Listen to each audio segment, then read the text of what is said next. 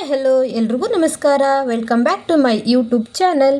ಇವತ್ತು ನಾನು ಕಡಲೆಬೇಳೆ ವಡೆ ಮಾಡೋದು ಹೇಗೆ ಅಂತ ಹೇಳ್ಕೊಡ್ತೀನಿ. ಮನೆಯಲ್ಲೇ ಇರುವ ಪದಾರ್ಥಗಳನ್ನು ಯೂಸ್ ಮಾಡಿಕೊಂಡು ಹೇಗೆ ಮಾಡೋದು ಕಡಿಮೆ ಸಮಯದಲ್ಲಿ ಅಂತ ತಿಳಿಸಿಕೊಡ್ತೀನಿ. ಮೊದಲಿಗೆ ಒಂದು 3 ಹಸಿರು ಮೆಣಸಿನಕಾಯಿ, 5-6 ಬೆಳ್ಳುಳ್ಳಿ, ಸ್ವಲ್ಪ ಶುಂಠಿ ಮತ್ತು ಕಾಳು ಮೆಣಸು, ಸ್ವಲ್ಪ ಚಕ್ಕೆ ಇಷ್ಟನ್ನು ಮಿಕ್ಸಿಗೆ ಹಾಕ್ಕೊಂಡು ಲೈಟಾಗಿ ತರಿಯಾಗಿ ರುಬ್ಕೋಬೇಕು. ಫುಲ್ ಪೇಸ್ಟ್ ಥರ ಮಾಡ್ಕೋಬಾರ್ದು. ತರಿ ಇದ್ರೇ ಕಡಲೆಬೇಳೆ ವಡೆ ಚೆನ್ನಾಗಿ ಬರುತ್ತೆ. ಬೇಕಾದರೆ ನೀವು ಇದಕ್ಕೆ 2 ಒಣಮೆಣಸಿನ್ಕಾಯಿ ಸಹ ಹಾಕೋಬೋದು. ನೋಡಿ, ಈ ಥರ ಇದ್ದರೆ ಸಾಕು. ನಾನು 1 ಗಂಟೆ ನೆನೆ ಹಾಕಿದ್ದೆ ಕಡಲೆಬೇಳೆನ.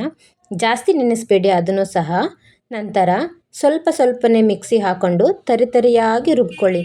ಸ್ವಲ್ಪ ಬೇಳೆ ತರಿ ಇದ್ರೂ ಚೆನ್ನಾಗಿರುತ್ತೆ. ಮಿಕ್ಸಿಗೆ ಹಾಕಿದ ಮೇಲೆ ಒಂದು ಬೌಲಿಗೆ ಹಾಕ್ಕೊಳ್ಳಿ.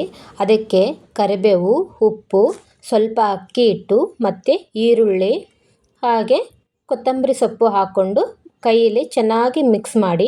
ಇದಕ್ಕೆ ಸಬ್ಬಕ್ಕಿ ಸೊಪ್ಪು ಹಾಕಿದರೆ ಇನ್ನೂ ಚೆನ್ನಾಗಿರುತ್ತೆ. ಬೇಕಾದರೆ ಹಾಕೋಬೋದು ಫ್ಲೇವರಿಗೋಸ್ಕರ.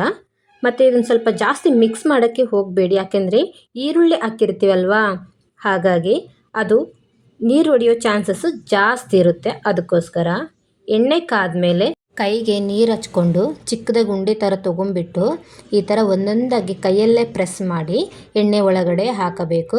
ಯಾವುದೇ ಕಾರಣಕ್ಕೂ ಗ್ಯಾಸು ಹೈ ಅಥವಾ ಲೋ ಫ್ಲೇಮಲ್ಲಿ ಇಡಬೇಡಿ, ಯಾಕಂದರೆ ಹೈ ಫ್ಲೇಮಲ್ಲಿ ಇಟ್ಟರೆ ಮೇಲೆ ಬೆಂದು ಒಳಗಡೆ ಏನು ಬೇಯೋದಿಲ್ಲ.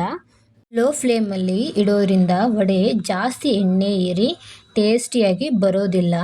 ಹಾಗೆ ನಾನು ಇದಕ್ಕೆ ಅಕ್ಕಿ ಹಿಟ್ಟು ಹಾಕಿರೋದ್ರಿಂದ 1 ದಿವಸ ಇಟ್ಟರೂ ಸಹ ಹಾಗೆ ಕ್ರಿಸ್ಪಿಯಾಗಿ ತುಂಬ ಚೆನ್ನಾಗಿ ಇರುತ್ತೆ. ಅದಕ್ಕೋಸ್ಕರ ಮತ್ತು ವಡೆ ಹಾಕಿದ ತಕ್ಷಣವೇ ಸೌಟ್ ಹಾಕಿ ತಿರುವಬೇಡಿ, ಯಾಕಂದರೆ ಅದು ಕಟ್ಟಾಗೋ ಚಾನ್ಸಸ್ಸು ಇರುತ್ತೆ. ಒಂದು 5 ಸೆಕೆಂಡ್ ಆದಮೇಲೆ ಅದನ್ನು ತಿರುವಿ ಹಾಕಿ.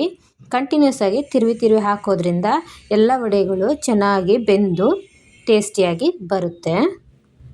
ಮತ್ತು ನಾನು ಒಂದೊಂದಾಗಿ ವಡೆಗಳನ್ನು ಮೀಡಿಯಮ್ ಫ್ಲೇಮಲ್ಲಿ ಇಟ್ಟು ಹಾಕ್ತಾ ಇದ್ದೀನಿ.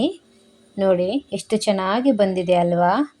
ಈ ಚಳಿಗಾಲದಲ್ಲಿ ಬಿಸಿಯಾಗಿ ಸಂಜೆ ಟೈಮಲ್ಲಿ ಏನಾದರೂ ಸ್ನ್ಯಾಕ್ಸ್ ತಿನ್ನಬೇಕು ಅಂತ ಅನಿಸುತ್ತೆ.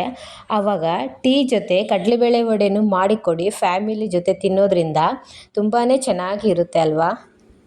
ನೀವು ಮನೆಯಲ್ಲಿ ಒಂದು ಸಾರಿ ಟ್ರೈ ಮಾಡಿ. ಈ ವಿಡಿಯೋ ನಿಮಗೆ ಇಷ್ಟ ಆದರೆ ಪ್ಲೀಸ್ ಲೈಕ್ ಕೊಟ್ಟು ಮತ್ತು ಸಬ್ಸ್ಕ್ರೈಬ್ ಮಾಡ್ಕೊಳ್ಳಿ. ಮತ್ತೆ ಮುಂದಿನ ವಿಡಿಯೋದಲ್ಲಿ ಸಿಗೋಣ. ನಮಸ್ಕಾರ.